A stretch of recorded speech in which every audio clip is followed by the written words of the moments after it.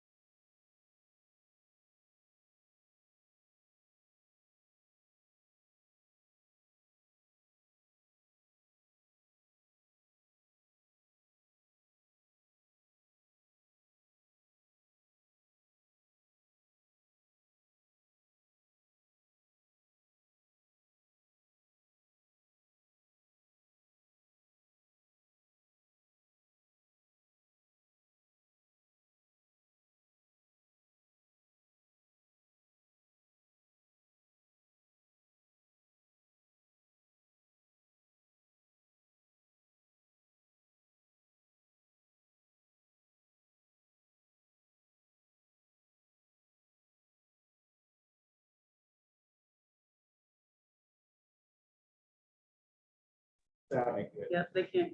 They can't hear us. That No. seems bad. Yeah.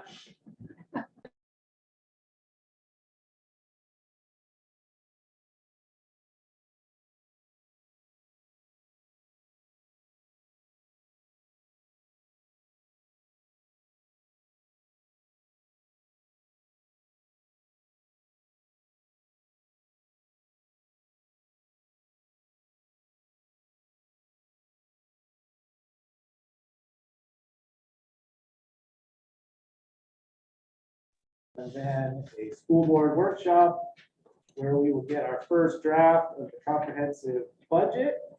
That's right here in the high school library. Hopefully you'll join us for that. March 23rd, we have a policy committee meeting at 5:30, followed by a budget workshop at 6:30, right here in the library. And on March 30th, we have a final budget workshop at 6:30.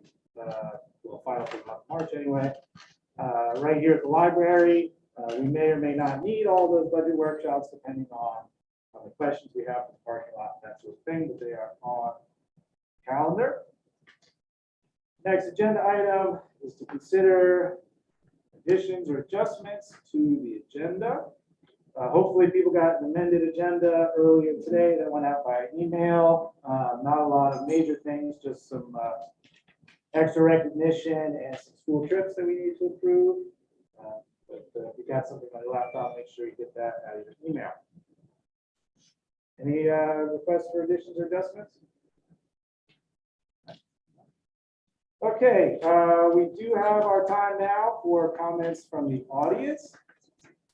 I'm gonna I know people are on Zoom and we are going to have comment from people on Zoom if they would like to, but we're going to start by seeing if there's any comment from the audience here in person.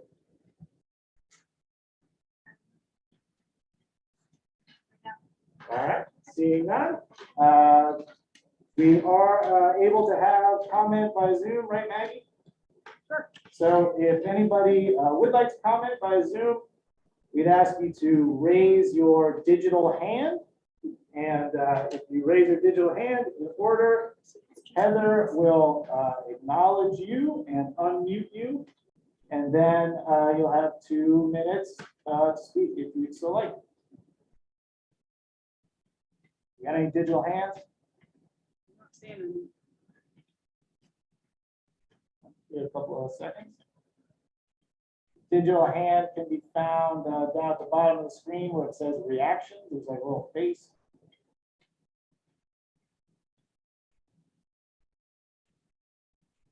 So I just asked if anybody in person wanted to-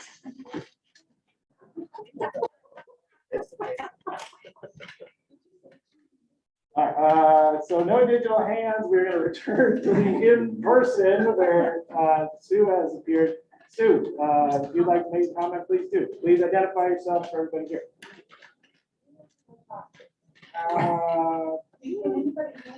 Everybody. Yes. Yeah.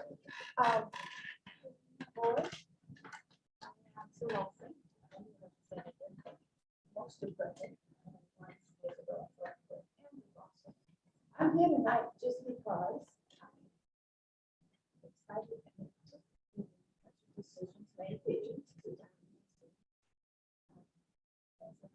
Last night, I know we have all been through incredible challenge and all here at home, and all the school, the entire state, and Augusta when they let us go there. So, carry a burden, what shall I do? In 2 years, we've been out. I have heard from people. Concerned parents, concerned grandparents, caregivers, care centers.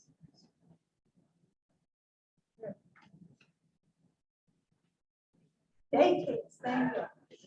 All of Sue, can you you. speak up? I'm sorry, they can't hear you. We can't hear me. Sorry. Go back.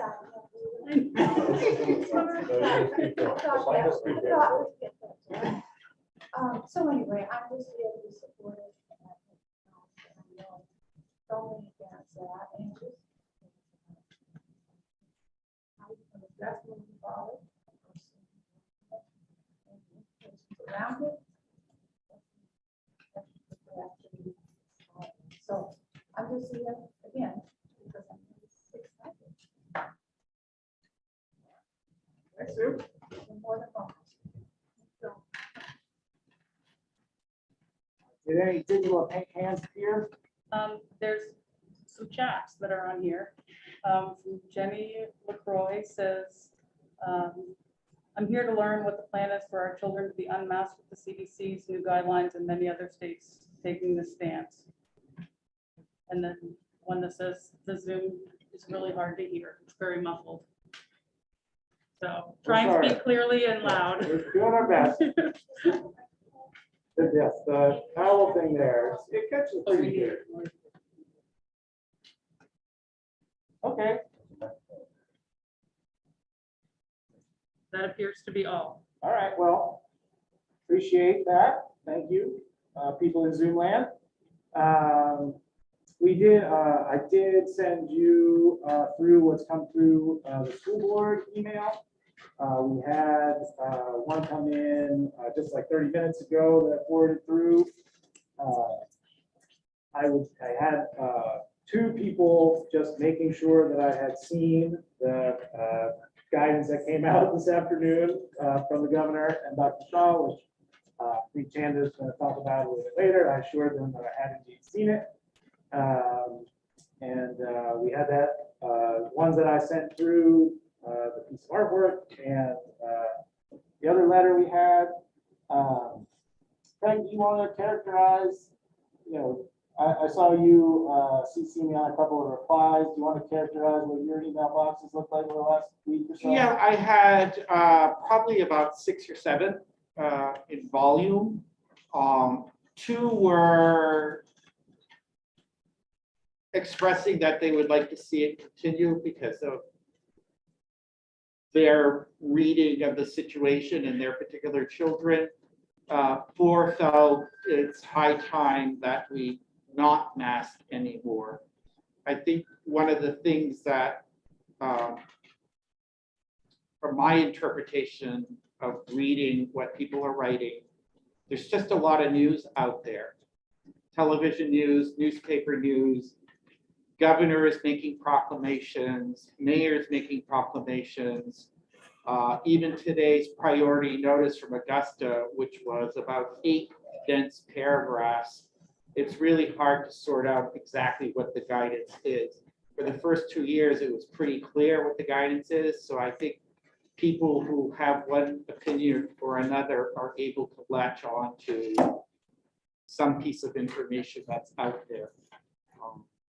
But I would say there are 4 people that emailed me saying, hey, it's time to end masking, and 2 that said we should probably keep it. And then there were probably 4 or 5 that said, you know, how are we going to know what the decision is? And what's the, and I said, once any decision is made, we're going to send out a school messenger, as we always do, to all parents and stuff. But I spent the whole day in the high school today, and no one mentioned anything, which kind of surprised me. I don't know that that means anything, but. All right, well, unless there's any other public comment, we'll move on with the agenda.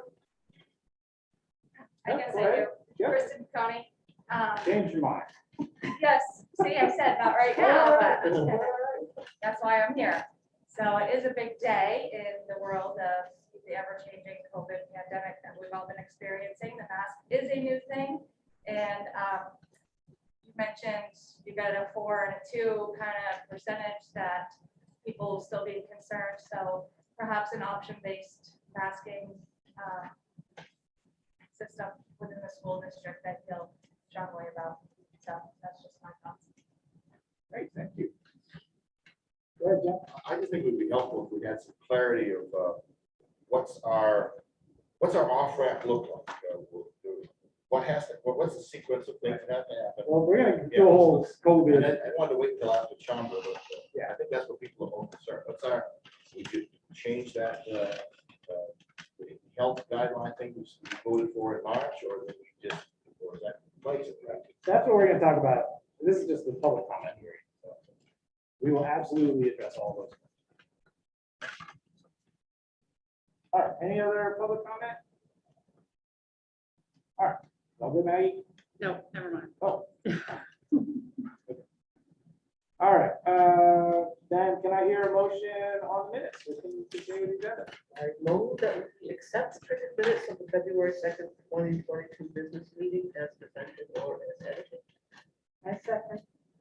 You have discussion. Did anybody see anything in the minutes that they wanted to address? Hearing no discussion and not having to do a roll call, all in favor? Okay, any opposed? All right, that's unanimous. Thank you. And we'll move on to everybody's favorite part of every school board agenda, which is the recognition. Dr. King. Okay. The Cumberland County Teacher of the Year program recognizes teachers who are exemplars of the teaching profession and serve as the advocates for quality education for all Maine students. We have 5 teachers that have been nominated for Cumberland County Teacher of the Year, which automatically moves them on to the Maine Teacher of the Year program.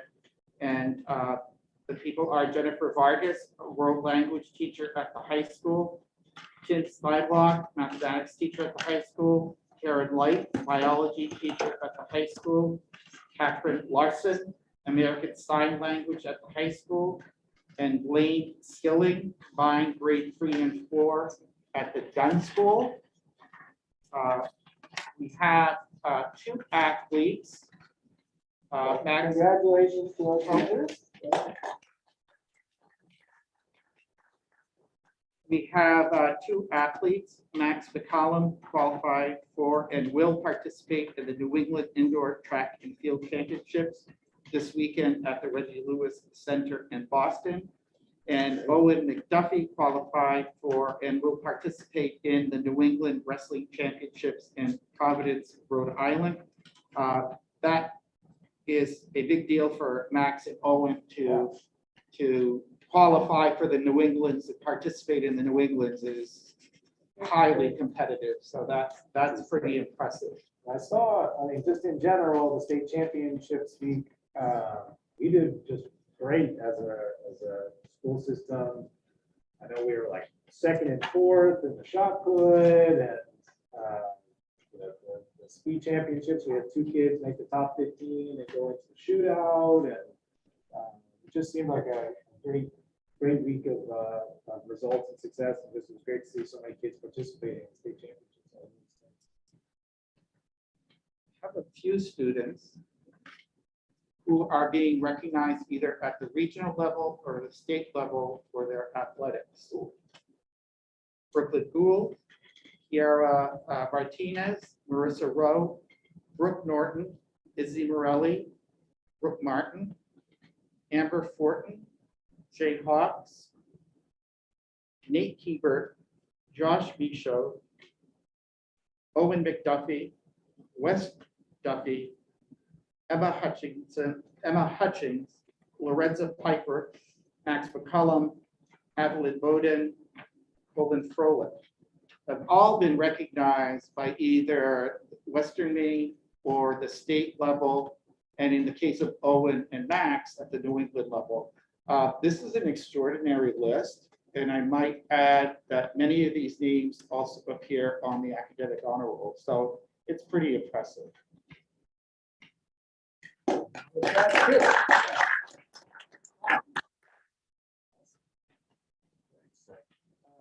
Also had, I get to have the recognition. I want to recognize, this is a cool thing that came through just today. Sun Diagnostics, which is a Gloucester company, has agreed to extend a $1,000 annual scholarship to one graduating senior going forward.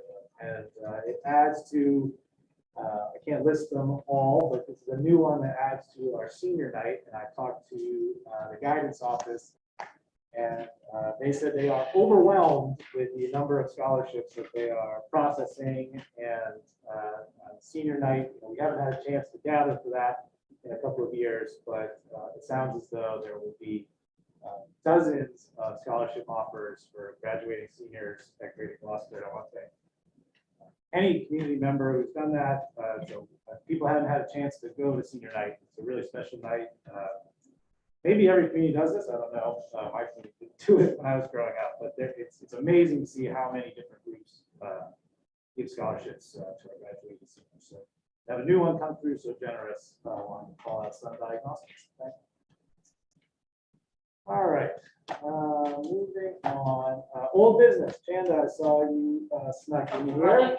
Our favorite old business, which is our COVID-19 update. I'm sure you've had an opportunity to digest the new information that's coming out of the state offices today, and that you have a 75-point PowerPoint that will be. That was me. So if you could help us out with a COVID-19 update and begin that discussion. Absolutely. Where do you want me? I have some feedback, sorry, probably closest to the speaker. I have some messages coming on my phone from people who are on the Zoom that cannot hear very well. Yeah, I think probably like Here it is? right in here. I think that's why they're all There we go. here. Thank you. So I'm actually going to read a lot of my remarks tonight, which I don't think I've done since before middle school. But there's just too many details coming too fast, like that I need to. Janet, take the owl and move it up to like. I need the table though. Right, but that's what I'm saying, if you move the owl like this way, That would be great. away from you. then I had a we'll be able podium. to See your face. I have a podium. Now, can I move here? Yes, right there. Okay, perfect. Thank you. Appreciate that. Okay. Perfect. Yeah, there's just too many details. They're too new. I just want to make sure I get it right for you, so I'd like to apologize in advance for that. Okay. So you'll notice that my memo last Friday in the board agenda had both a date and a time. There is a reason. What is true and valid tonight at whatever time it is right now may or may not be true and valid in an hour, and that is the life that we are living right now. So the information in my memo that I included in the board packet is mostly irrelevant at this point. So just keep it for memories. I don't know. I work hard on this stuff to have it get shredded 5 minutes later.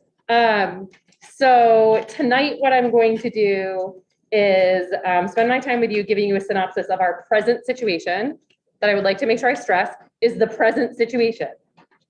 And in an hour, it could be different. This is where we are right now. So at 1 o'clock this afternoon, the governor issued a statement. We got it about 6.5 minutes before you did. So I just want to be clear, we have not had days and days to process this. We literally got it 5 minutes before the press did. So there are two specific things in this I want to draw your attention to. The first is that she stated, effective March 9th, 2022, universal masking is no longer a statewide recommendation in these settings, referring to schools and childcare, but is optional. The other really important statement is that Maine CDC encourages Maine people, municipalities, schools, businesses, and other entities to consider the new guidance as one piece of information in a holistic approach to deciding whether masking is appropriate for their setting or themselves based on their risks.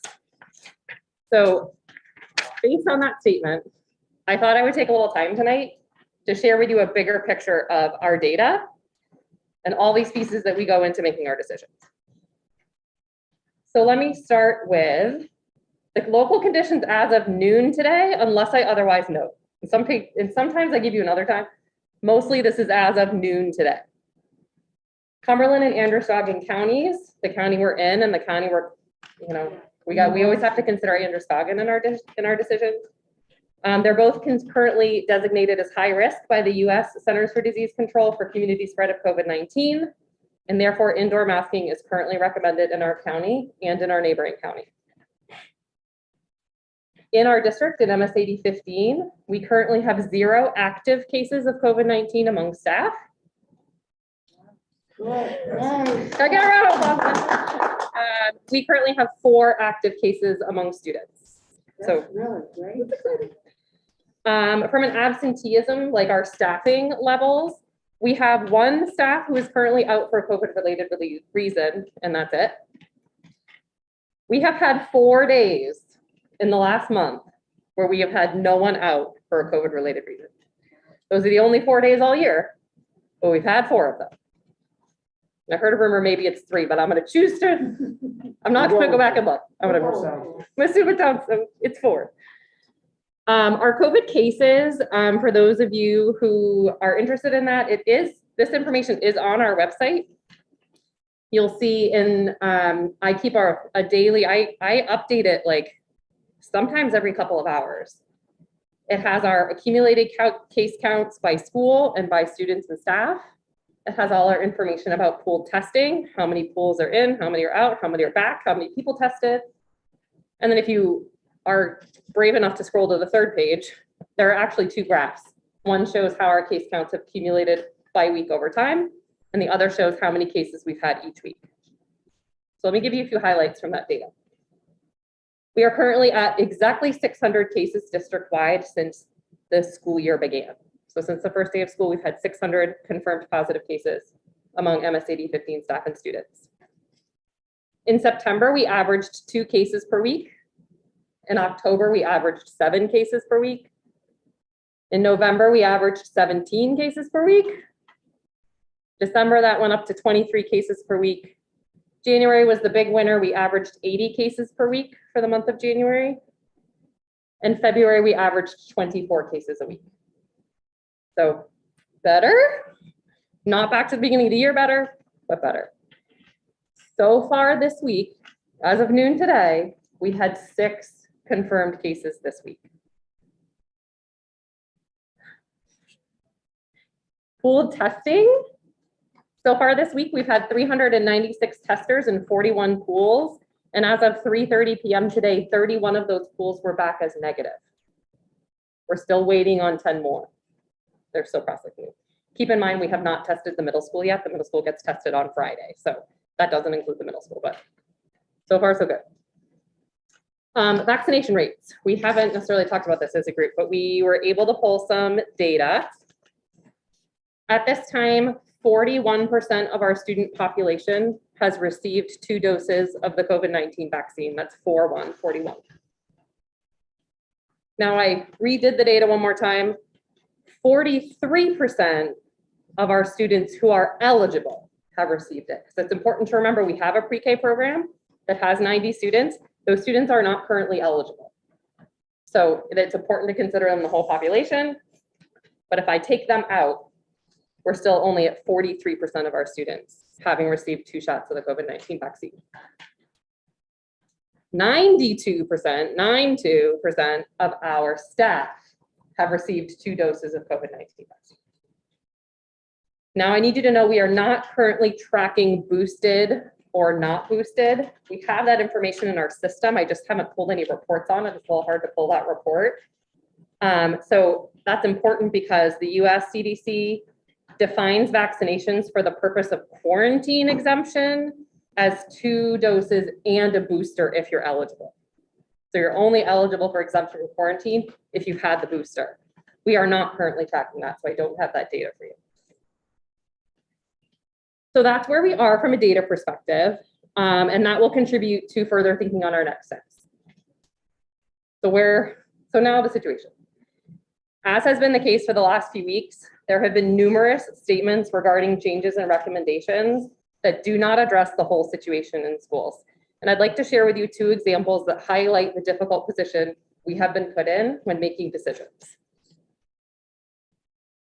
The first is on February 25th, 2022, the US Department of Education Secretary of Education published a letter to schools stating that effective immediately, schools should follow the US CDC guidance for communities. As of 2:30 today, when you use the link from the secretary's letter to go to the guidance on the US CDC website for K-12 schools, it states that the CDC recommends masks for all, but they're also recommending that we align with community standards, but they are still figuring out what that means in an educational setting, and they will update their website when they figure this out. So at this time, we do not have specific US CDC guidelines or recommendation to follow in light of these new statements. Wait for example number 2. On February 16th, 2022, the Maine Centers for Disease Control and the Maine Department of Education released new new standard operating procedures for schools and announced in the media that contact tracing in schools would now be optional regardless of masking status. A lot of you probably heard about that. However, these same standard operating procedures did not change the quarantine exception. The present guidelines state that individuals who are close contacts to a positive COVID-19 case must quarantine unless they are fully vaccinated, including booster if eligible, enrolled in a pooled testing program, or attend a school that has universal masking. They didn't change that. That's still in there. So we went to the state and said, what the heck? Like, how does this work? So in follow-up questions, we asked how we're supposed to implement quarantine rules without contact tracing. And we received the following response yesterday. And I brought it Yes. because I want to quote yesterday. Yesterday received a follow-up answer. The answer is that even though schools are not required to contact trace anymore, the CDC standard operating procedures for isolation and quarantine guidelines are still in effect. So if your school is not universally masking anymore and the unvaccinated student is not pooled testing, they need to quarantine. Although you are not required to contact trace, you are supposed to follow the SOP guidelines when you become aware of a positive case and quarantine students accordingly. I'm gonna let that sink in for a second. So we don't have to contact trace in schools, but we do have the responsibility to identify anyone who has to quarantine when there are positive cases in schools. Now, I share this with you, not to like make an argument one way or the other, but just to make an example of how complex the scenarios we're currently trying to untangle. This is really hard. One piece of paper says this, the other piece of paper says that, and they look at us and go, uh-huh. But you don't have to contact trace.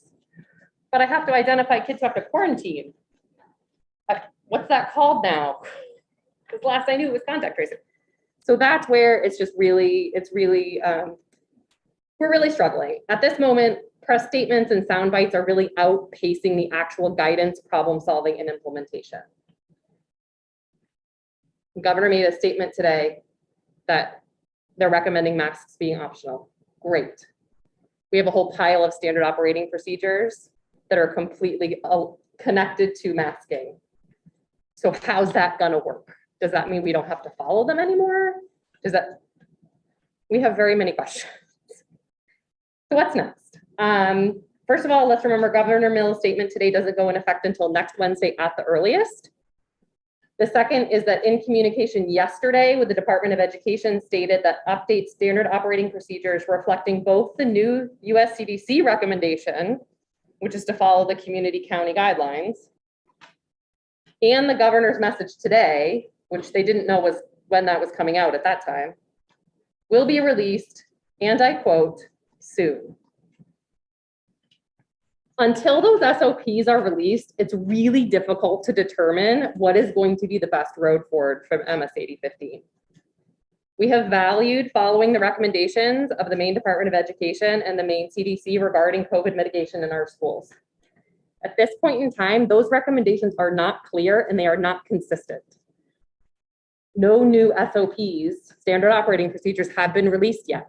We're still operating on the old ones. We value as many kids as possible being in person all day, 5 days a week. It has been the goal of this board since the day we came back to maintain that as much as possible.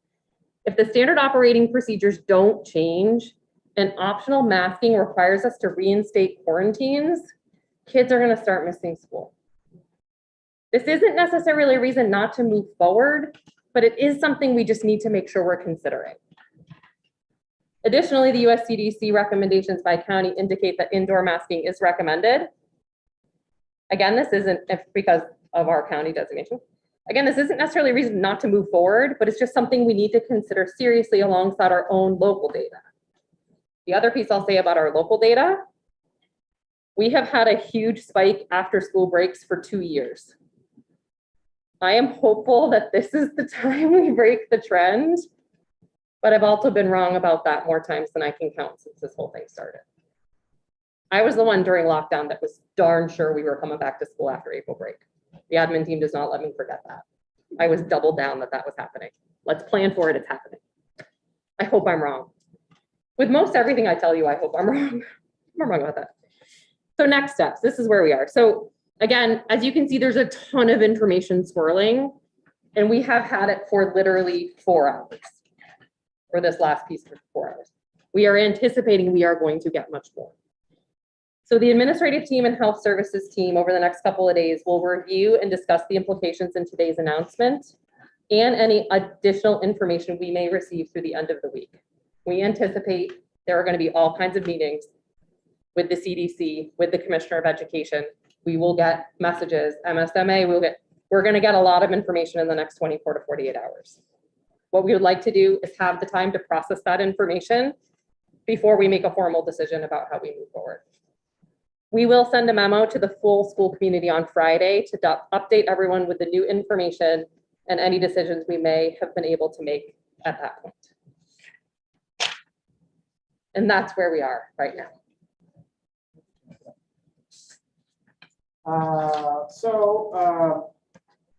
We don't have a voting item on the agenda.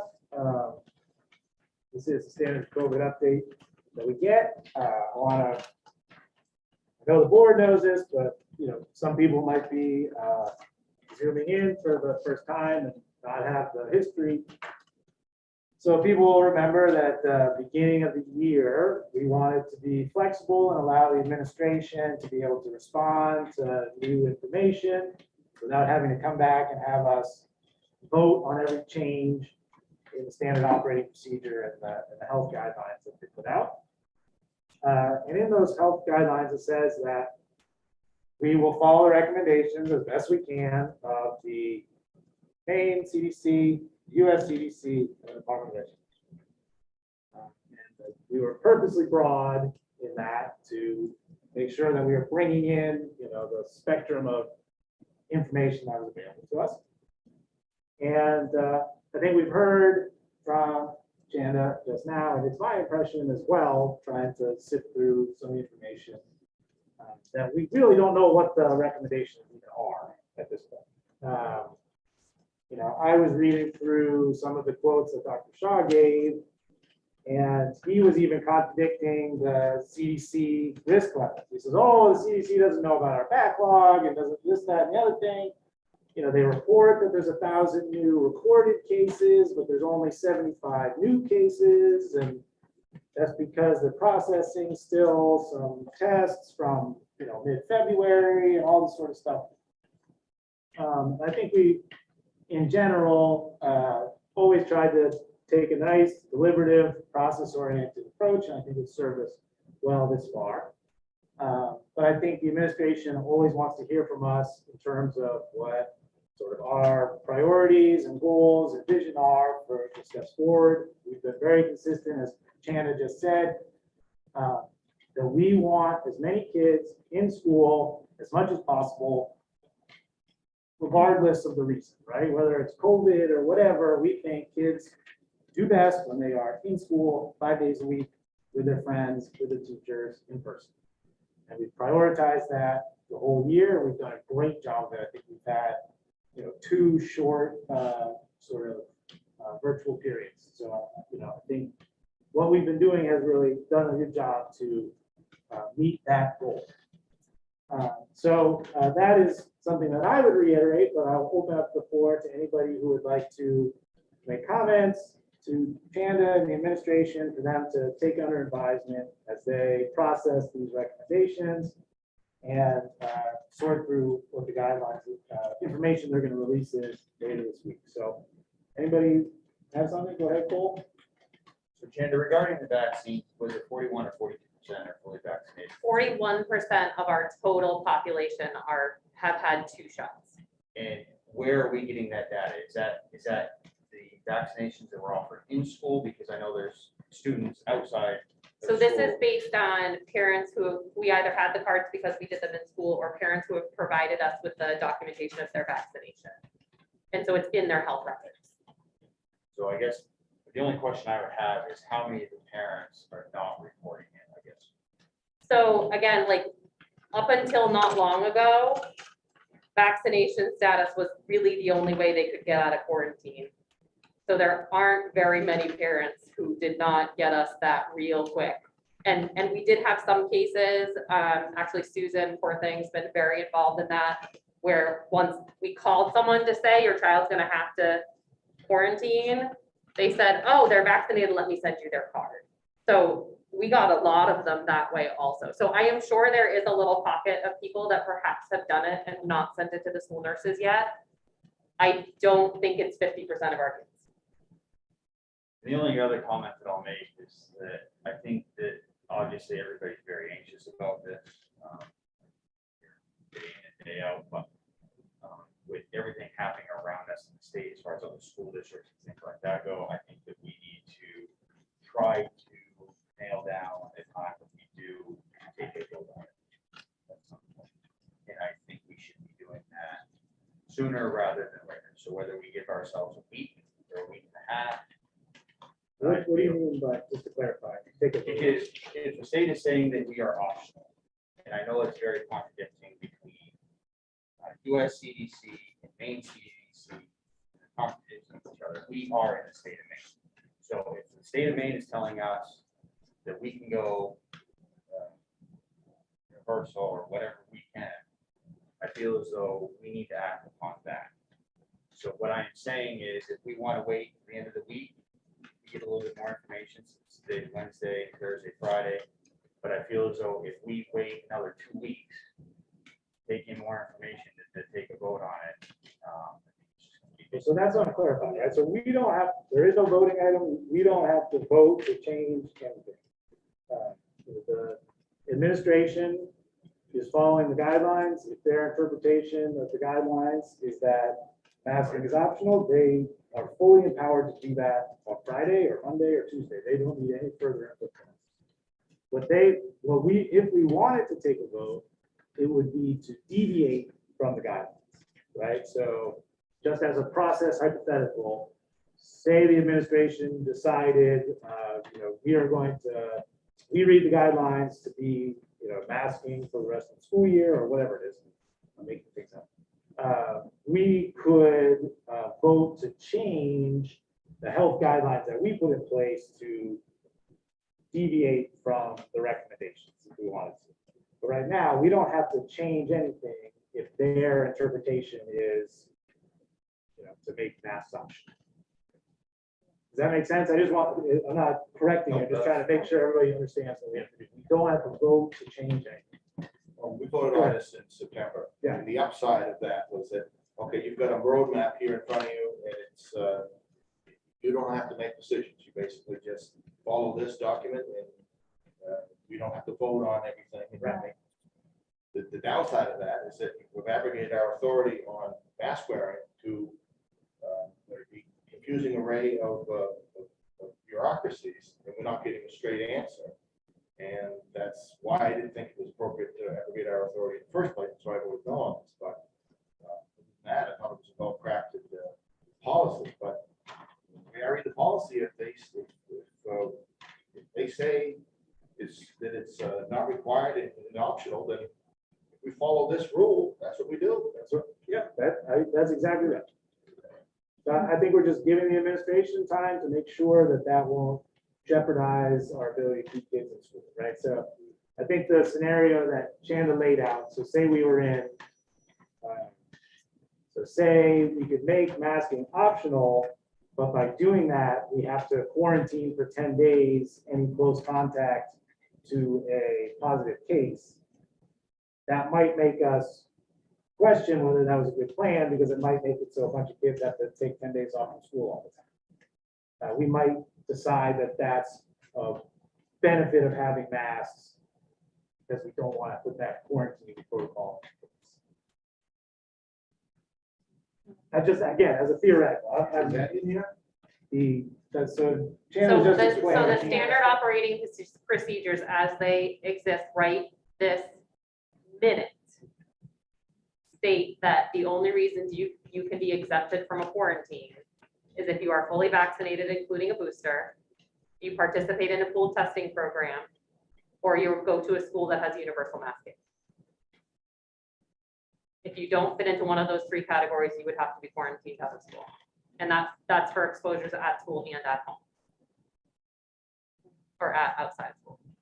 So just, I'm just gonna, so to put a finer point on that, I expect we will get new standard operating procedures in the next 2 days, because they just put out these new masking optionals, a couple hours ago. I expect we'll get new SOPs in the next couple of days. I think we just want to make sure we're not, making a decision that's going to bite us later. Yep, go ahead, Laura. Sandra and the other administrators have been in the trenches since day one. They've handled the situation well. They've planned well. They've implemented what we want. We want to keep kids in school. That's where they should be. And I think that we've trusted them. They have not betrayed that trust one iota. And they want what's best for our kids. And I think have at it, because you are the ones that have the most data. You know what's going on. You've got all the other options in front of you. And I personally trust you guys to make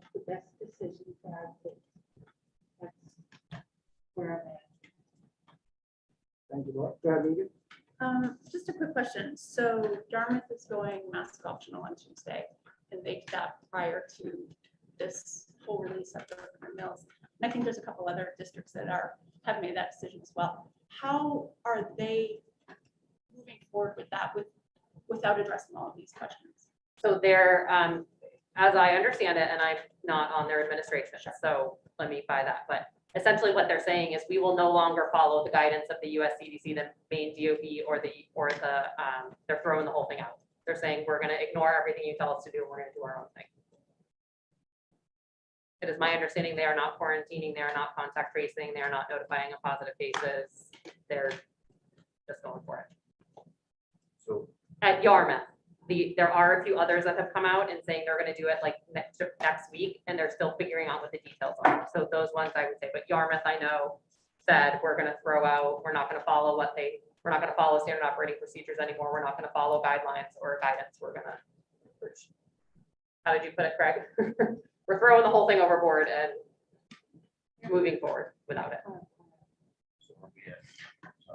so are we at risk from anything from the state? Like, if we took that stance? I think we'd have to pay someone a lot of money to answer that in significant detail. At the end of the day, the guidelines are recommendations. So we are told that gives us coverage. Okay. If a student gets COVID in our schools because of the decisions we make, are we liable? I cannot answer that question. I cannot answer that question. I would like to tell you no, but I can't answer that question. I don't know. Any other comment from the board? So I think I want to just close the discussion by saying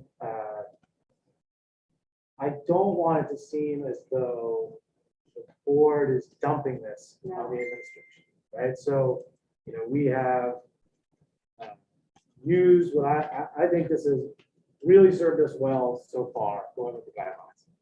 But I want the administration to know that if these guidelines really do seem to be at odds, if you really do feel, that you are just issuing an opinion and that the guidelines are not clear, we are absolutely, it is our responsibility to make that call if need be, right? So, if it really does come down to, it seems like masks should be optional, but it's going to keep, potentially 30 kids a day out of school, and we really don't know what the priority is, because you told us 5 days a week, but you also told us follow the guidelines.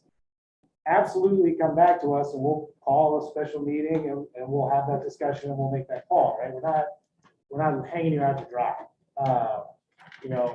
My hope is that we can find, consistency in the guidelines and move forward with something that's a recommendation. We said all along that we're not epidemiologists and, we're leaving it to the experts, but if the experts aren't going to give us clear guidance, then obviously we have to do what we think is right for our community. So I just want to make it clear that supporting does not mean,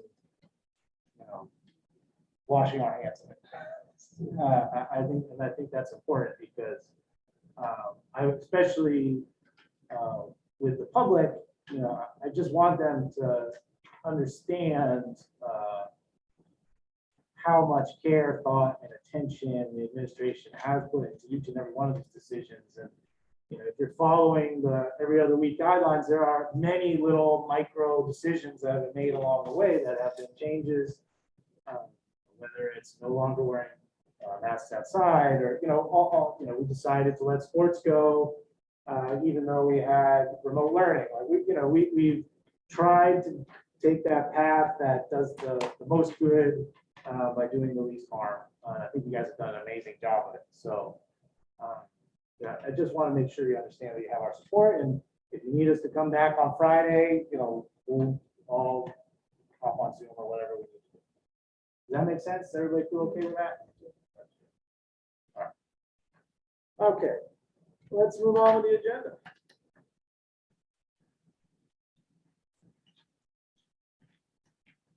All right, so new business. So Oh, yep, sorry, go ahead. I Didn't mean to No, leave you out I- there. His head is spinning too. So if I get 12 or 14 emails, that means there's like 600 people with the same question. And I've told a lot of people, there's a lot of people in anticipation. There's a lot of newspaper articles, a lot of television. So I think what I'd like to say on camera is that today or tomorrow, we're going to send out a school messenger, like we always do on letterhead, to every family member, every employee, saying that we have this press release from the governor and the Department of Education, and we also have the press releases and the directives from federal CDC. The Department of Transportation is also involved, and the Department of Health and Human Services is also involved. And the information is incongruent. There's different pieces of information that don't jive. And so the letter's going to say, for the time being, we are going to continue with the masking until we get some more clarification from those agencies. And if need be, we will have another board meeting in the next week or two. But I feel since this has begun, anytime a parent has asked me something or questioned me or wanted to know something, I could point directly to, this is what the CDC has made clear. This is what the Department of Education has made clear. Tonight, I can't do that. It's just too contradictory. So I will be sending out a memo saying, we're punting this decision for a week or 10 days until we could really define Couple days, Not that couple long, days. couple days. a couple days. Couple days? Couple days, Friday. We're sending an update on Friday. Update All on right. Friday. All right. No, not a couple weeks. Not a couple Not weeks, couple All right. weeks. couple days. Couple Couple days. days. We will have clarification in a couple days. So that they know that something's coming. Great. So I'll do that very soon. Tomorrow, most likely that will go out. Good. We are. All right. All right, so let's move on to some more mundane agenda items. Next up is to consider a request to attend an out-of-state robotics event in Portsmouth, New Hampshire. Dr. Harding. So, I'm not sure I like you being want to do a mundane. motion before the information? You can start handing out. That's all right, I already told the kids I cried. So don't worry, I can take to you. My name's Andrea Harvey, and I think that spot that Amanda was in, I think is the best spot. Sorry. This is gonna be the speaker spot for the rest of the night. Yeah, Al and I are buddies. I spent a whole year on one of these. My name's Andrea Harvey, and I teach chemistry like 6 different ways here at the high school. And I'm also the robotics coach. And for those of you who don't know about our robotics team, it is extremely cool and it's very exciting. I hope you got the black and white copy, you who don't help anymore. Yeah, no, give him black and white. He doesn't help us anymore. When he was here at the high school, he would stop by and help us. First Robotics is a worldwide company, I guess you'd call it, institution that has kids build a robot from literally a bucket of parts. Every January, we get a bucket of parts, and we have a computer from, I think it's from 2010, that we give life support, and they program it, and we go to competitions, and for 2.5 minutes, the kids make that robot do whatever the challenge is. This year, you'll see our challenge was to build a robot to collect cargo, which is an oversized tennis ball. It's about this big, and it's fuzzy like a tennis ball. And so the robots have to pick them up and carry them to a place where they shoot them or deposit them in this special bin thing. And then at the end of the 2.5 minutes, they have to extended arm or something to lift that robot off the ground. Our robot weighs 125 pounds. So whatever lifts it has to lift 125 pounds. We have, well, when this kicked off in January, we had 4 kids on the team. And then the second week of January, that was January 6th, the second week of January, we had no kids on the team because sports was happening and they couldn't do both. Little panic set in. The first week of February, we had 2 kids. And then suddenly the second week of February, we had 8 kids. All freshmen and sophomores, so nobody has any experience. We can't be a rookie team again because we've had a team in years past, but we are a rookie team. But out of nowhere, we have a robot that's running. It moves. It moves. And remember, I don't know, do you remember the arm thing that took a week and a half to go up? It was slower than I am, and that is not a compliment. This one is like lightning. It goes right up and lifts the robot right off the ground. So as you can see on the thing that I've given you, our team number is 6161. We're called Equilibrium. I have Chris Parkin here at the high school is helping. He's trying not to get too involved, but he got sucked in really hard because it's so exciting and it's so much fun. Stephen Goss works for a local computer company, and he's an amazing mentor, helping the kids. He's here all the time. And Ralph Blackstone, that's Kate Geneviese's dad, who apparently can build anything.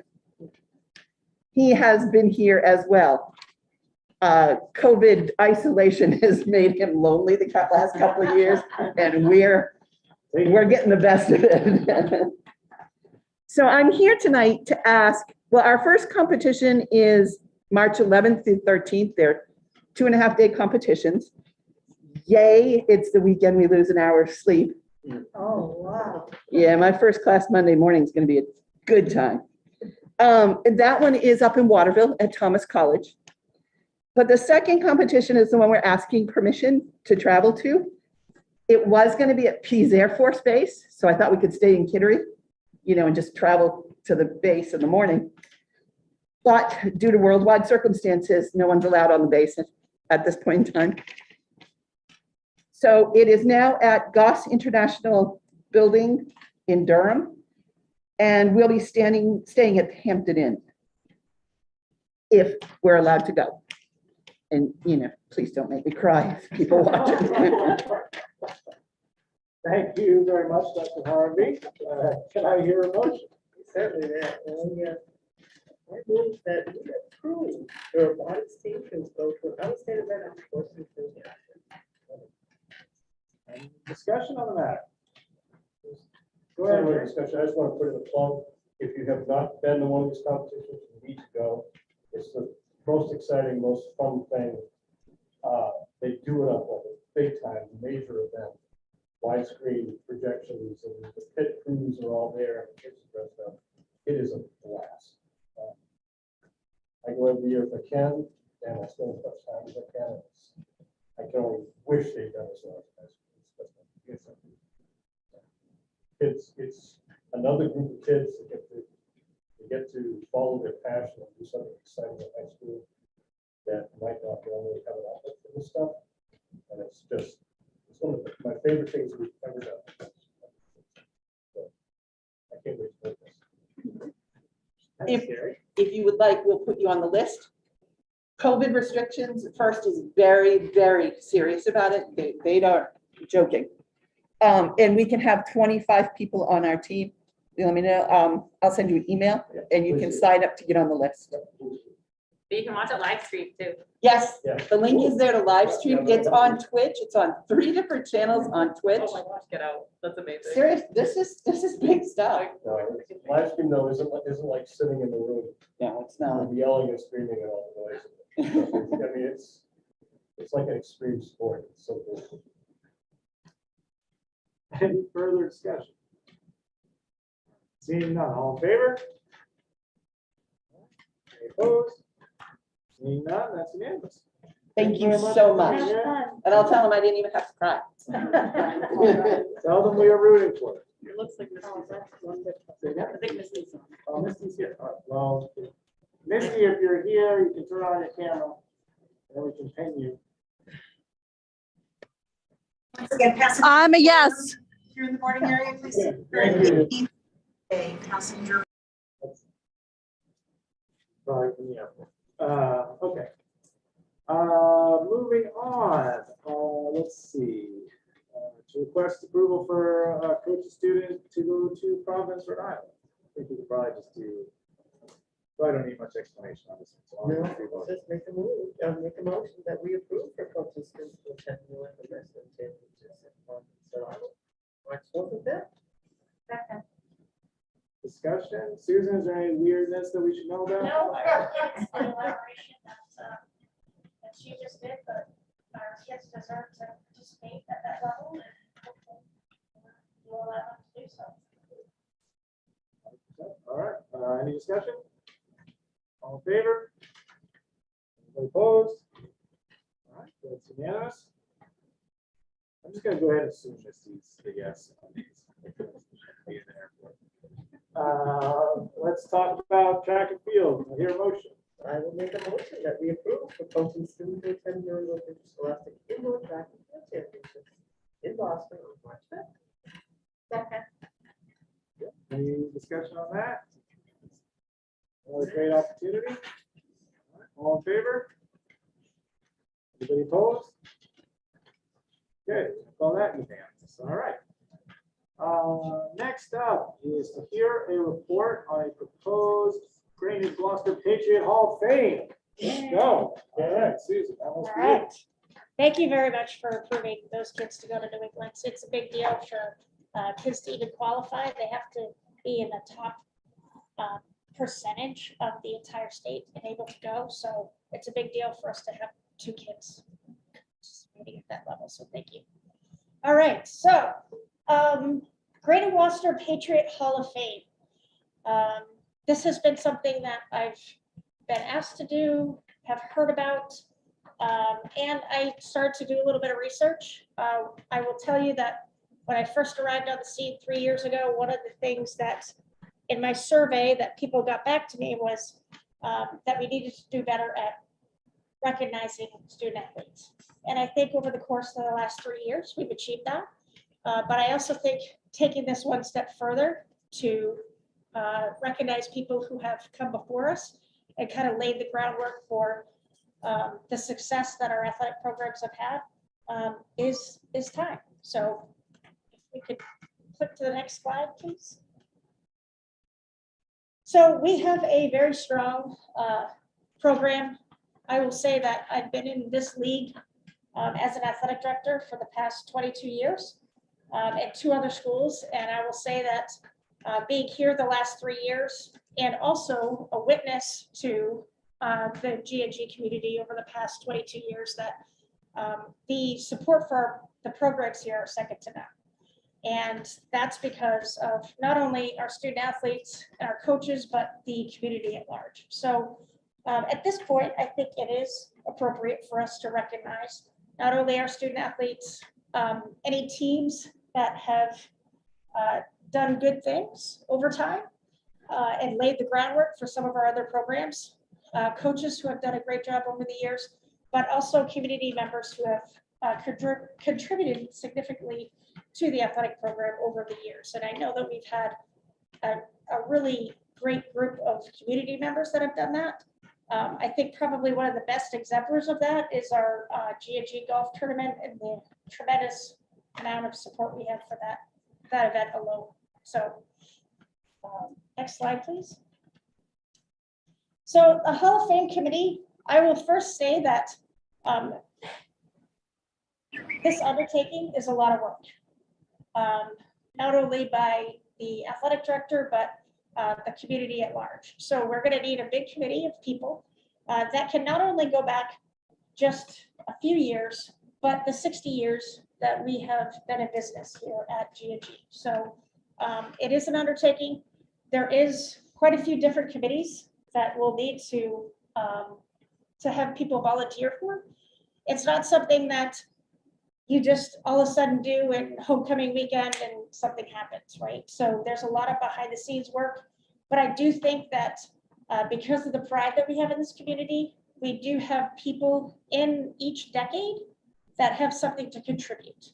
So those are the kind of people that I'm looking to get to be on kind of a generic committee that would set our bylaws, figure out the direction as kind of a steering committee, but then also have a nomination committee.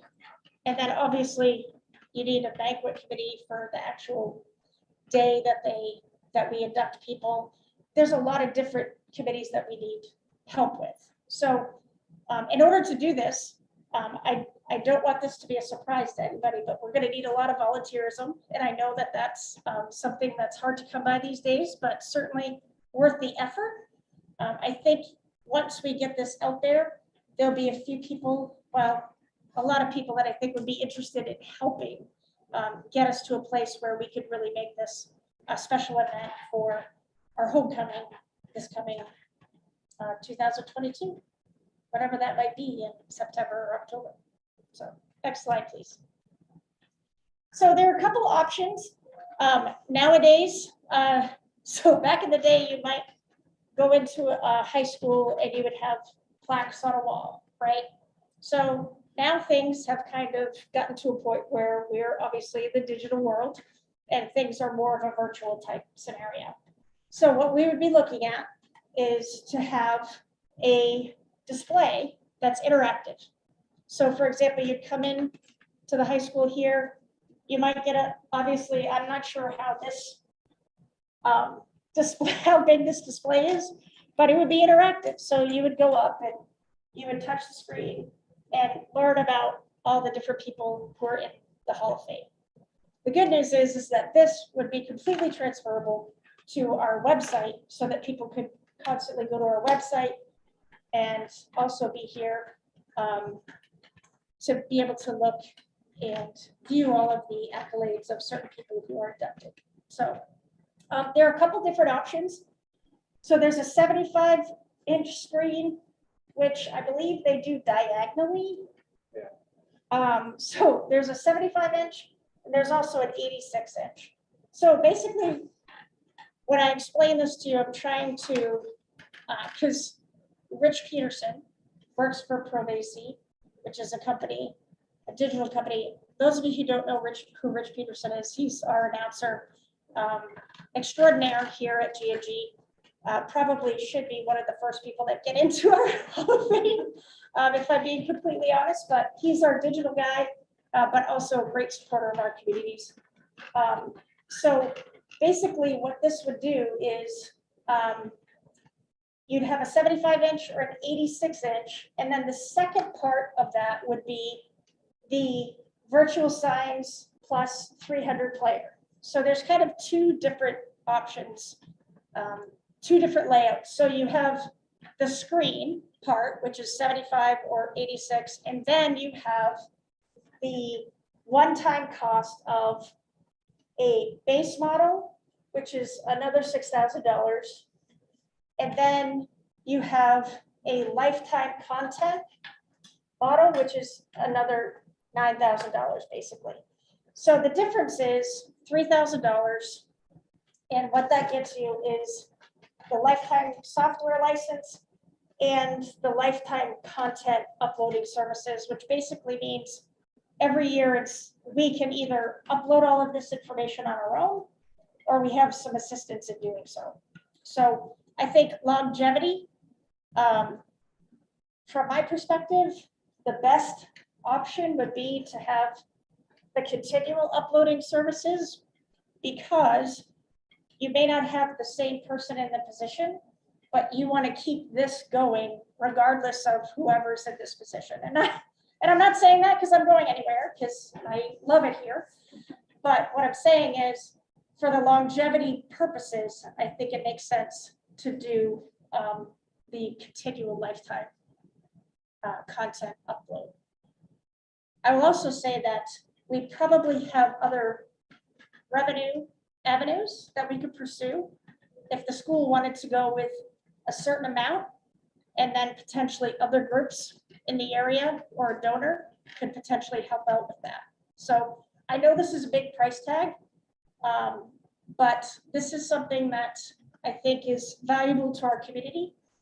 Not only because it's worth recognizing people, but it's also an opportunity to bring people back on campus and possibly an opportunity to let people know that, hey, there's some things here that we want to do and potentially upgrade our facilities and things like that. And bringing people back on campus, I think, is a really great opportunity to welcome them back to the community, but also let them know that we're continually trying to update and support our athletic program. So next. So the next steps would be potentially approval from the school committee with the concept itself, but also obviously we need to think about which model we would want to pursue, and then get going with the planning process. Because as I mentioned, it's not a matter of having 5 or 6 people. We're looking at 20+ people, and it's going to take a little bit to get to. Ideally, you want somebody from each decade. I've been thinking about this for a little bit.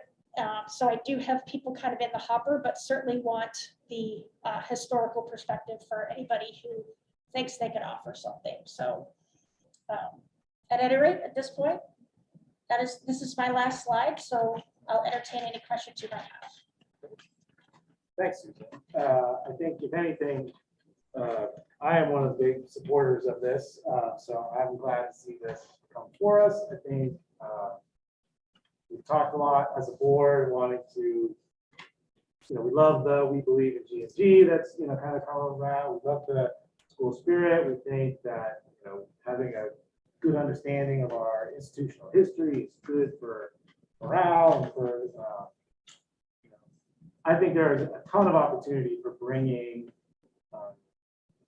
alumni back into the school district and, to be crass about it, getting them to, donate some stuff, right? Like that's No, you said that better I want than the class of 1991 So to I'm glad you did. donate a scoreboard or something, like that's the thing that happens, but it doesn't happen unless we encourage it and we make the effort to show that we care about them. And also I think for our kids, there's definitely been a marked improvement in what the kids expect of themselves. I know that when I first got here, we didn't even have a football team, and then we lost like 50 games in a row or whatever. Like that's not great, but having a little bit of school spirit, I've noticed a big difference in the way the kids sort of think of themselves in relation to the rest of Cumberland County and the rest of the state. So I'm a big supporter. But I definitely want to hear from the rest of the board about your thoughts. Cole, I just have a quick question. The device, the 75 or whatever inch, it's a lifetime. Is that the one-time purchase of the device, and then technology changes all the time, right? So I guess my question would be is what's the life expectancy of that device? That's a great question. So basically what you're paying for is a one-time screen part. So like the company would come in and mount our interactive screen based on what's decided. I don't necessarily know that there's a big difference between 75 and 86. It's something that's going to be here. But certainly that is something that will last many, many years. So I wish Megan was here because I'm not quite the person to probably answer that question as far as how much a screen lasts, but I'm thinking any TV that you have in your house, any smart TV would be probably equitable to that. But the lifetime part of the data and upload, that's to me is, it's a lifetime. So we continually give them the information and they constantly update us the entire time. Regardless of if it's even mid-year. So we might have a class in the fall, but we might want to add something memorabilia type stuff to somebody's bio, then we can do that at any time. So is the device itself proprietary of any sort, or is it just a device and then the content that they use to go on is more proprietary? That's the software. Okay. So we would buy the software that for forever, technically. I saw hands over here. Go ahead, Doreen. Yes, thank you. I just want to say I love the idea of the history, presenting the history of past teammates and people that participated in the sports would be displayed on there. I think that's great for the kids to be able to see, and it's fun to look back. I think as a student to look back and see, you know, what you did, like that, or you know, whatever. I think it's just great. Yeah, no, I appreciate that. And what I would just piggyback on is really bringing our old kids into it, like the kids who are here now, to be kind of liaisons and, you know, welcoming committee. Like the plan would be to involve our current students in the process so that they, you know, have some sort of motivation or involvement in that, so that that just gets perpetuated each year. So there's a lot of excitement, and there's a lot of schools around the state that do it really well. And I've been in contact with some of those people, and I think it's potentially very exciting for us. So thank you for mentioning that. Go ahead, Derek. Susan, I know you're primarily advocating on behalf of athletes. I'm on the website, besides, and when they're referring to the Wall of Fame product, there's an option where you can actually have some subcategories and recognize you can have school history. I mean, it doesn't have to be solely athletic. No, it doesn't. So, I mean, this could be a promotional tool for lots of things that we want to acknowledge. Absolutely. And I think that would be qualify as part of like a subcommittee. So if there was like an activity or, you know, a separate group that's a part of that, we certainly could include them. Yeah, I think you could absolutely have like some fantastic actor that was in Well, like every play and They they're have in the Hall of Fame. a content maximization, content and action section on the website where they actually do that. Because you have, it's all tabbed. You can have a visual performing arts tab, you can have, you know, leading community sponsors tab, you can have whatever tabs you want. And have that material on there to recognize Yes. your community. Although I would have to make sure that somebody else was going to be responsible for that part. Oh, absolutely. Just saying. I just think, you know, at the price of it and having it in a prominent place, there's an opportunity designed right into it Yes. to recognize a lot of student achievement Yes. on that Wall of Fame versus Hall of Fame. Yes. And if you're on Although that the site, Sports Hall of Fame could be a prominent part of it. right. And if you're on the site, you'll notice that there's a lot of ways to decorate Yes, around it. So it's not just the screen that you're buying. It's, you know, you can dress it up any way you want. And to have it be someplace prominent that obviously we can keep an eye on because we want to keep an eye on the investment, but also make it kind of a centerpiece of when you walk in, I think is really important. I suspect the device may be semi-proprietary. It is a large, big touchscreen. Yeah. There's a educational product called BenQ, that's being used in a lot of school departments now. It's like a giant Android phone, an 80-inch Android phone. And it runs an Android platform, but it's an interactive touchscreen, but it's their device. Yeah. But that doesn't stop it. They're accessing it from somebody else. But that may be part of why the cost is what it is for the device itself. But it does have a built-in processor. I assume if it works. the way Yeah, the for one does, sure. one does. Yeah. I think it's That's a what great the idea. Vital Signs 3000 part I portion think it's is. a great idea. One of the things we're showing here too is you've got a kiosk size. They show it on a stand in the center of the lot.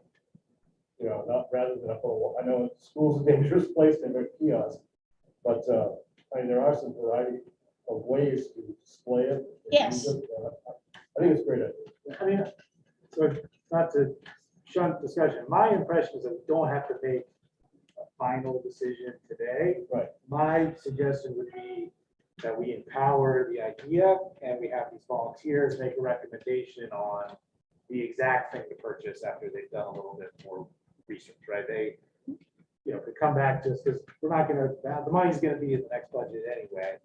So I think they could come and say, you know, with a little bit more structure around it, this is our plan, please endorse it, and we can do that. Is that? So, Yeah, yeah. absolutely. I don't know. I'm just looking for direction and Yeah, so Jim, you have something? Yeah.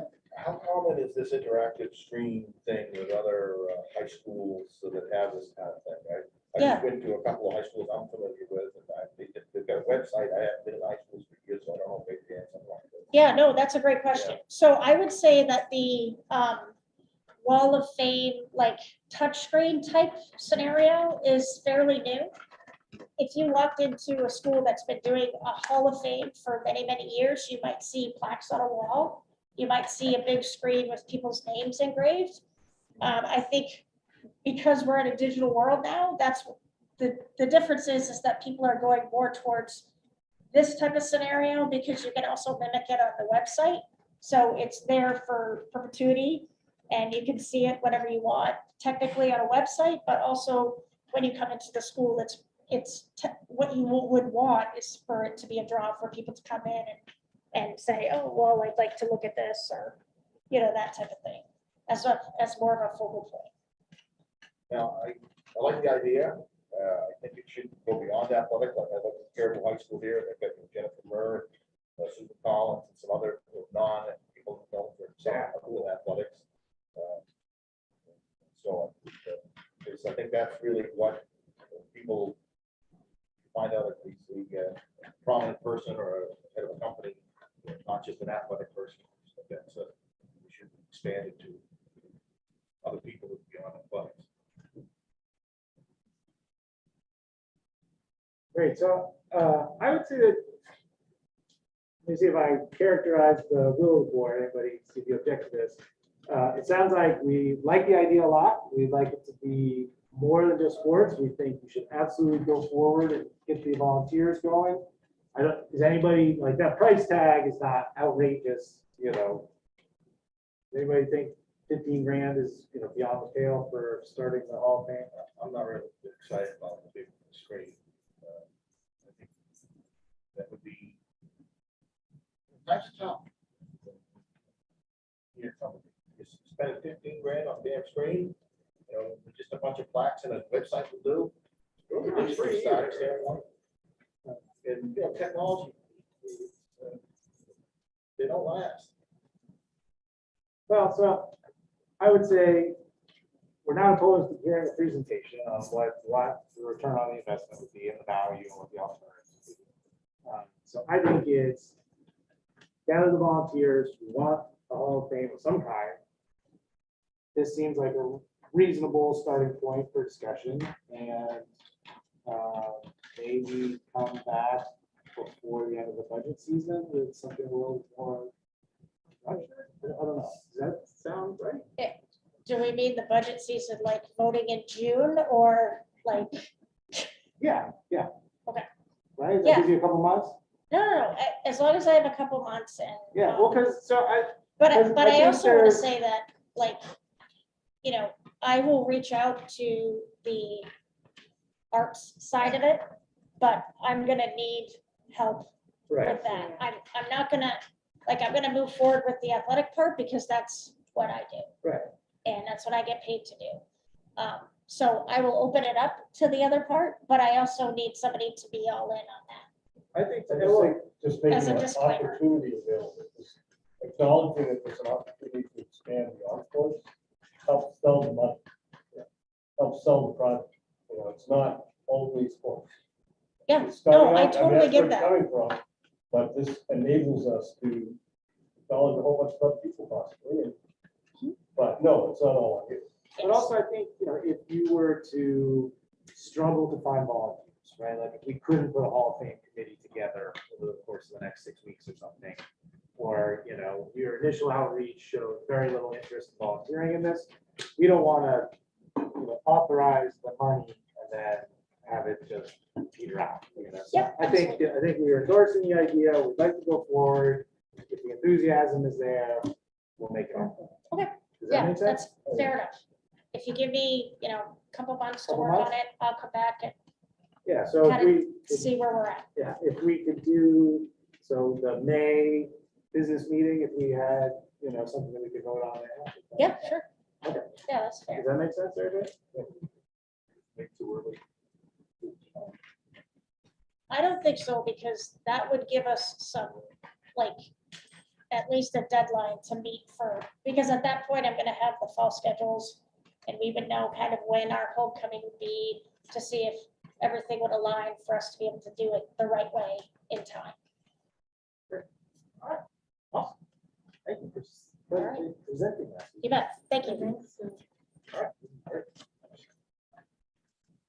Do people know that this woman who was 1,000-point scorer, she like finished third in Miss USA, and she lives in Boston. I was like doing research for the Hall of Fame, and I was like, this woman is terrific. I want her like leading the parade. You know? I don't remember her name, but her family runs the nursing home in Gloucester. I was going down a rabbit hole. She scored 1,000 points. Okay, moving on the agenda. Sorry. It's very simple. So we're into the policy section of the agenda.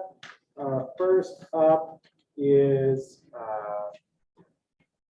policy BBA and policy BAA. Can I hear a motion for the discussion? I move that we remove policy BBA, school board housing responsibilities, and replace it with BBAA, board member authority and responsibility. All right, going into discussion, Mrs. Sturgis, the policy committee, do you want to introduce this?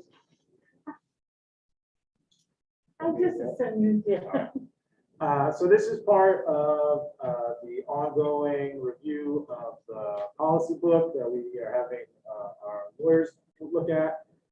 This is a recommendation from ELEC. The BBA is not a required policy. And if you look at it, it basically cut and paste main law into our policy, right? And so one of ELEC's recommendations to us is that if it's law, it should just be law, you don't need policy. And the MSMA has this sample policy, BBAA, which is the shorter policy that, you know, sort of is more philosophical, more goal-oriented than, you know, goal-pointed and law-oriented. This is BBAA, okay. Notice the brevity, because it doesn't mean all this other, everything in red is, it's already stated in state law, so we don't have to say it again. Right. So that's the recommendation. We talked about it amongst the policy committee, and we thought, you know, in general, we sort of have philosophy on the policy committee. We want our policies to be as short to the point as possible and to have as little redundancy as possible. So we accepted the recommendation from ELEC. Questions or discussion? Go ahead, Doreen. Yes, I was looking over that, and I was just wondering if someone is consulting the policy for purpose of gaining information, I think to be helping information that's there in those two short sentences that don't really list the responsibilities of the board. I think it might just serve to obfuscate the reader rather than inform them. If they're to get some clarity on one part of the story. So that's why we always have the legal reference, right? So if you search that legal reference, it takes you right to It does, the it does. law. It's just another step, I guess, for the reader. That's my only, I guess, hesitation in the change. I think adding it to what's there would be good, but because it is different than what our responsibilities are. That's just my opinion. I think it should be added rather than. The other part of our logic was that if state law changes in the, then we have to come back and change the policy each time state law changes if we kept it the way it was. So that's why we like the legal reference with the short paragraph, so we don't have to review the policy each time. One of our little considerations.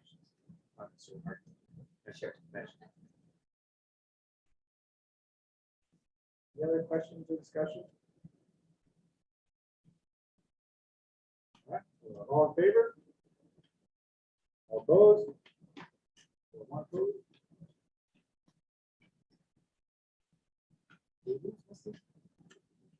Yes, she sent an email. All right, next up, number 6, TV. TV is gone. I move that we approve policy, PP bylaws, or as written or as amended. Discussion, yeah.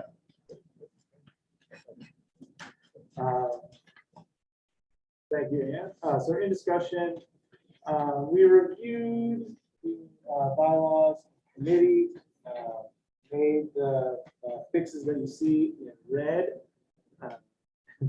And has in email noticed a couple of places where maybe we missed a couple of things, Oh, really? which, will happen. Yeah. I'll blame Nicole for quitting as our policy chair. It's all her It's all Nicole's fault. So, Ann, did you want to talk about the parts that you noticed? So the first one is the meetings things. We were reading regular meetings as just like meetings that are regularly scheduled, which we could assign as either business Right. meetings or workshops. But I think your reading is probably correct, that the meaning here of regular meeting is business meeting. And so I do think we should probably clarify. We Yeah, I don't mean, do the policy at the states that we will have, we will meet the first and third Wednesdays of each month, which used to be what we did it Right. for what, 2-3 years ago. We had 2 business meetings a month. And one in Gloucester, one in Gray, and then we worked at workshops around that policy. But a few years ago, we decided that we actually would try to do just one business meeting a month. And then use that second or that third Wednesday for any type of workshops or whatever that we were doing. So I just, my suggestion would be, we said simply that the board will have at least one business meeting a month. And then, if we choose to add to or do whatever, we're reading the policy by saying we have at least one business meeting. Some of the stuff is very specific, and I'm not sure in the policy it should be. Yeah. Saying that, it will be on Wednesday. Well, what if we decide? Why should a policy tell us that we have, what if we all decide we want to meet on Thursdays? I mean, I just thought that we really didn't need that as part of. I agree with that. And also saying that we will have, the first meeting will be in Gray and the second one will be in Gloucester. It's like, why don't, it's in the policy just say we will make every attempt to alternate our meetings between Gray and the locations in Gray and Gloucester. And then, as best we can. I'm just trying to make this a little bit less specific. Yeah. Unnecessary burdens. So it gives us more, and then, it talks about, special meetings, we'll have a special meeting, but it never says, if we need a special meeting, an emergency meeting, we're gonna arrange that by phone or email, not it has to be discussed at a meeting in person.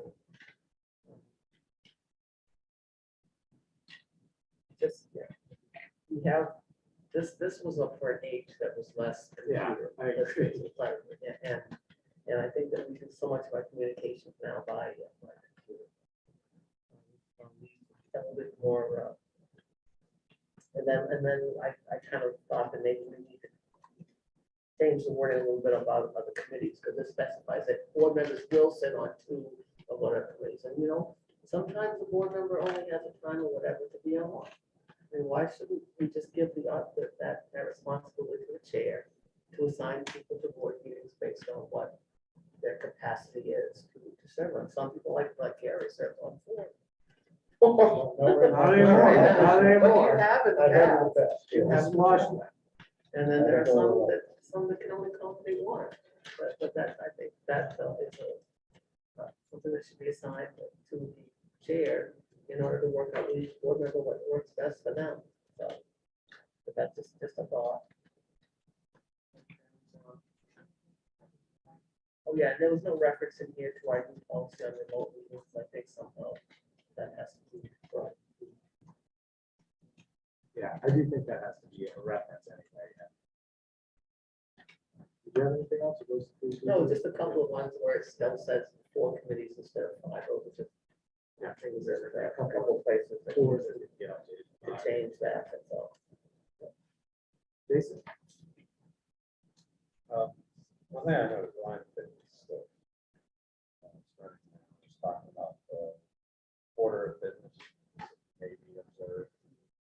And this, it's not the order that we actually currently are observing, so I think we should be generic and say, what we're gonna cover, not necessarily specify the order, or we think the order match what other current business else.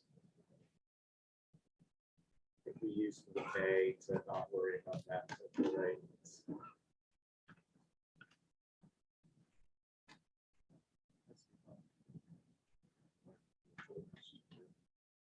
Because we added it, there wasn't anything. There was no, that's the 4 versus 5, is we, the curriculum committee was not in there, we decided we did want that in the bylaws, and we didn't go back and change the 4s to 5s.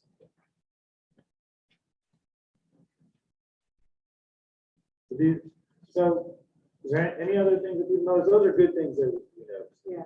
Anything else? So my recommendation is that we defeat this motion, and send it back to the policy committee for the wordsmithing and bring it back. There's no urgency here. Anybody opposed? Obviously, we can vote however we want, but that would be my recommendation. That's fine. Yeah. Okay, so all in favor? So right now, the motion on the table is that we pass this. So I say, all in favor? Yeah. Okay, all opposed? All right, it's defeated, and we're gonna send it back to the policy for more wordsmithing. Is everybody okay with that? Yeah. Thank you. I didn't mean to work straight vote. Oh, but no, that's fine.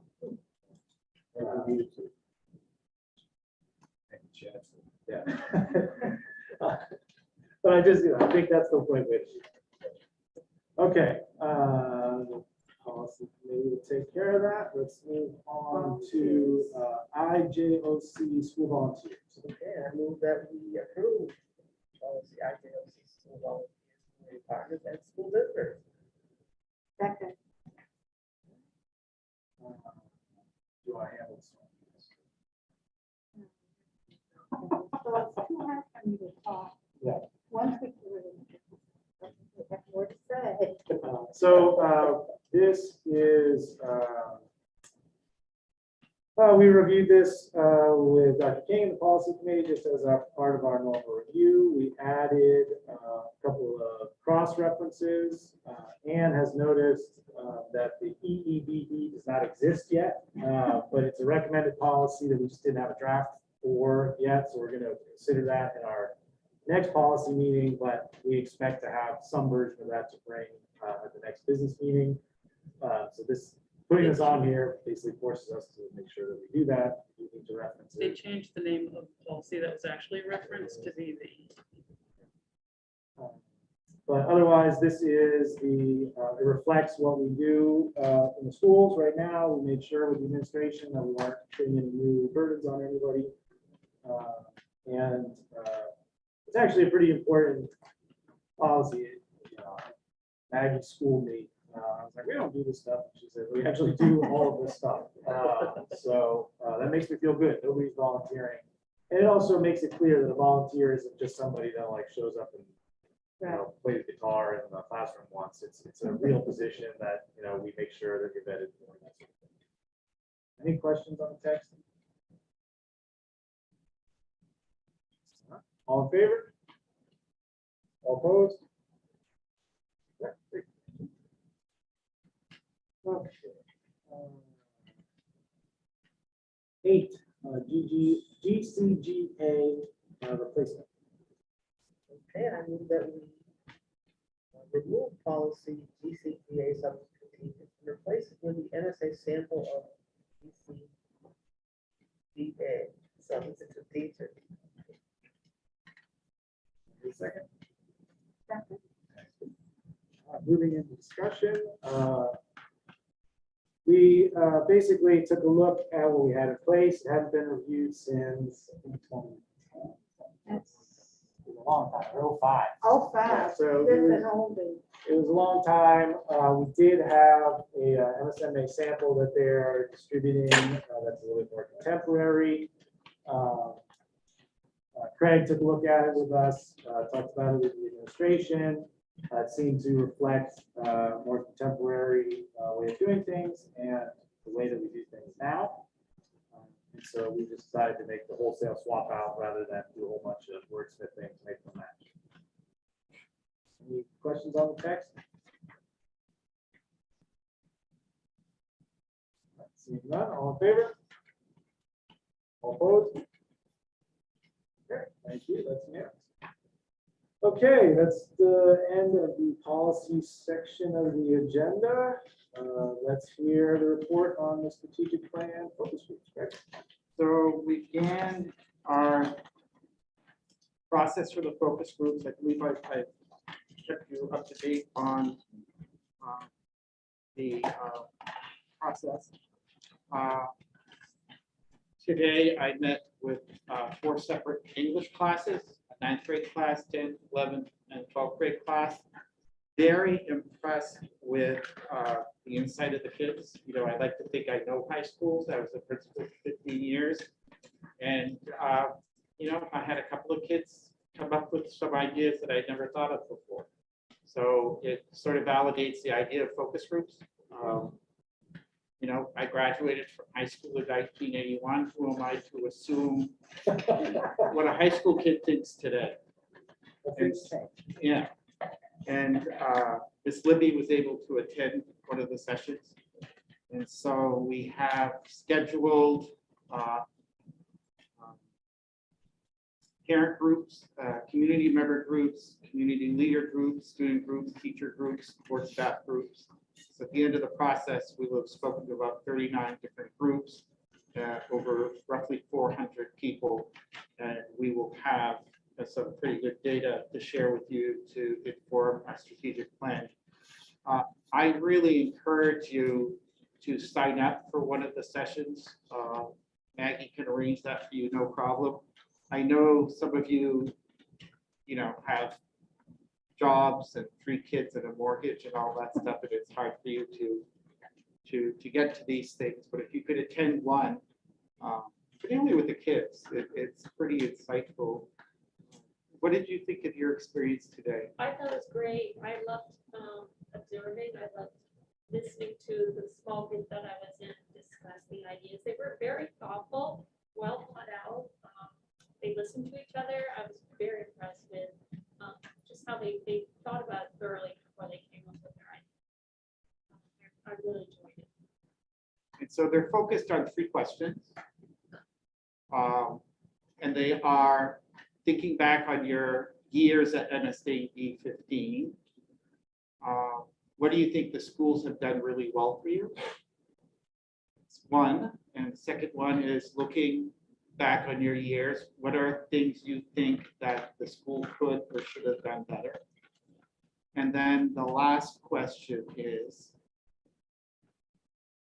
when you graduate from high school, what do you think is going to be really important for you to know? And a quick preview in all 4 groups. They were sort of human skills. They didn't say anything like, oh, we need a better math program or a better English program or a better science program. Everything they talked about was human. You know, I need to learn more about conflict resolution. I need to learn more about how to be an adult, paying rent, paying mortgage, taking care of a paycheck. I need to learn more about how to plan for a career, plan to go to college. I really loved elementary school because our teachers were caring and we really liked, whenever I have a problem, I feel that there's someone I could talk to in the school. I was just really impressed with their view of the world. Their perspective of the world is how am I as a human being? How am I going to live as a human being once I'm an adult? What I really respected about my school was the human touch from the teachers and the others. And I expected some of that. I didn't expect it to be that profound. And so, yeah, so we're getting some really good information from the kids. And, tomorrow night, I meet with my first parent group, middle school parents. So, yeah. I just want to commend you and the administration. This is a really ambitious group of focus groups, a lot of people in our community. It's going to be very difficult for people to say we didn't hear from all corners because a lot of great people. And I also appreciate that our administrators are, it's not just show up on this night and, we hope you're available. They are reaching out pointedly to people, we represent a diverse population in our schools to make sure that we hear from kind of all corners. So I know that the administration has a ton of work to do. So to add this to their plate is a lot, but I think it's really important. I think we don't go through this exercise very often, and I'm really excited for the roll up on this. So. Any questions or thoughts on this? Definitely want to reiterate what Craig said. Please do find one or two of these to attend. All right. Why don't we move into committee reports? Facilities is up. That's you, Gary. Facilities met tonight. Mostly updates on the agenda. Go through things quickly. High school air quality construction project is on time as far as everybody can tell. No supply chain issues or anything else. They're on time. They're going to start getting ready. As school closes for summer, they'll be on the roof. Water testing, which is a statewide initiative amongst all the schools, is underway. We've completed 3 out of 5 schools as of today, and the other schools will be done by Friday. That's the one we sent to the lab for testing. Nice job by Jason and his crew. Deadline was in May, and we're already in it. So nice job on that. That involves testing every water point in every building. It's every bubble, every faucet, anything that you can consume water out of, including the sinks in the kitchens and everything else that we tested. So it's a lot more extensive than anything anybody before. It's a big job. Outdoor classroom status, some of you may have noticed, but they're already underway. The buses are up at most of the schools. These will be completed hopefully by April vacation. So they'll be ready to be used this spring. Soccer field that I put that on the agenda because I wanted to hear. I didn't want that to disappear with Pennsylvania Commons. Plan in place. The vendor that installed the field will be back to help open the field in the spring and train us on what needs to be done first to make sure we're on top of that. Brief updated COPS grant. Everything is ready and ready to go. As soon as school closes, and they'll be jumping in on the security stuff, and they'll be ready by the time school reopens the fall. Sam asked about roof issues, and we've got some ice stand problems that are being addressed. Running into joints with arch sloping roofs and problems like slopes on tears number. Jared, any questions? All right, finance, Megan. We reviewed the January reports, and Diane went over the enrollment projections for a few years out, actually. We spent the majority of the time going over the Department of Education PowerPoint on EPS. Diane did a fantastic job explaining in fine detail that whole process, so it was very educational, and it was good to see from that detailed perspective. So, and then we discussed state funding, but that was it. If anybody wants to deep dive into the ED 279 funding formula. I mean, who doesn't? Diane does have a nice PowerPoint that she can share with you. We talked about it in the finance committee. Just ask Diane, she'll share that PowerPoint with you. So you can look through it.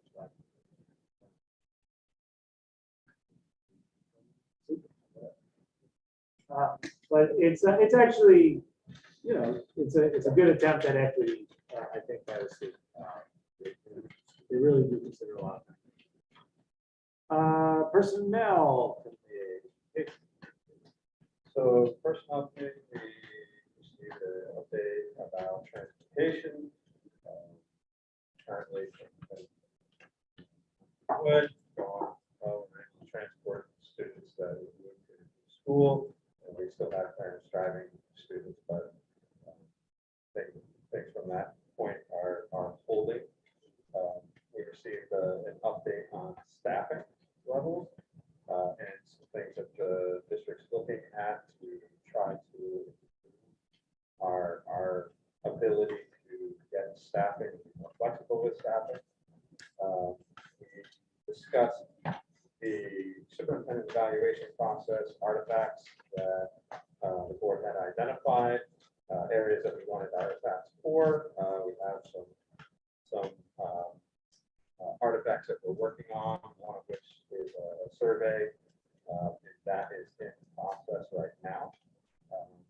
And then we had an executive session to discuss administrative agreements. That was it. And am I right that the administration agreements are back to the personnel committee one more time? Yes. Before it comes to us? That is correct. Any questions there? Curriculum? We did not meet, we will in about 2 weeks. Excellent. Looking at assessments. And policy, And you took care of all our business that we discussed at our meeting. So I have nothing else to add to it. we're getting really close to the end of the review from the lawyers and policy. One thing that we're looking at is we're looking for do we get a better draft on the communication policy? Yes. Okay, so the one thing that we do need to get on the books is a new board communication policy to make sure that we're in compliance. I think we are in compliance with the law. I'm not worried about that, but I do think it's Best to review. we need to clarify a little bit. The draft that we got from MSA was terrible. It really was There not was- good. Failure to communicate. It was, I mean, it's not worth it. No. So we decided to search for that. So if you're interested in that, what's the next policy? All right, I think we're into the superintendent's report. Well, I think I covered, I did want to speak to you about the focus groups. And again, if you can find time on that schedule, please feel free to attend one, and Maggie will do that for you. March 16 is the preliminary budget. We are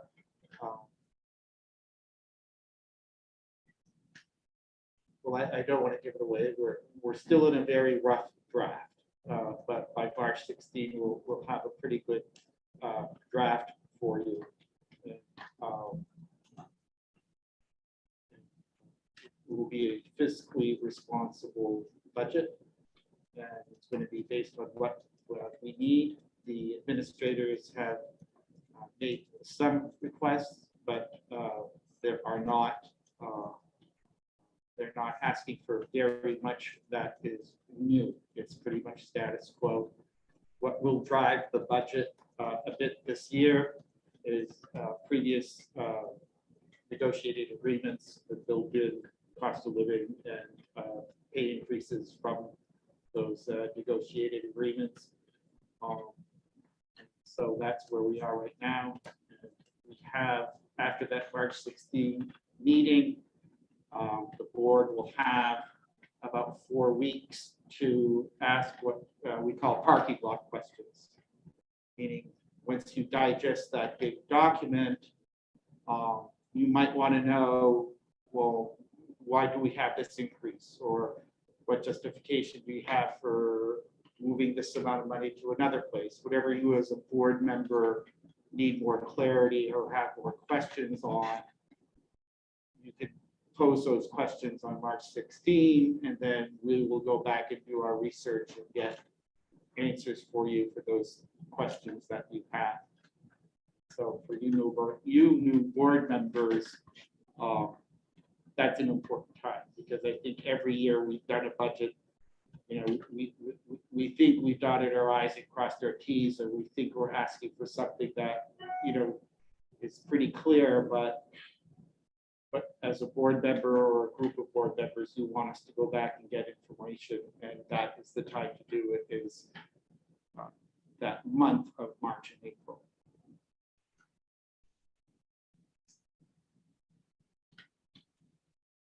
That's the superintendent's. You're not gonna be involved. Oh, sorry. I mean, I always, you know, I didn't it's good to have, read it into the record. I didn't have my late afternoon coffee. Don't do it.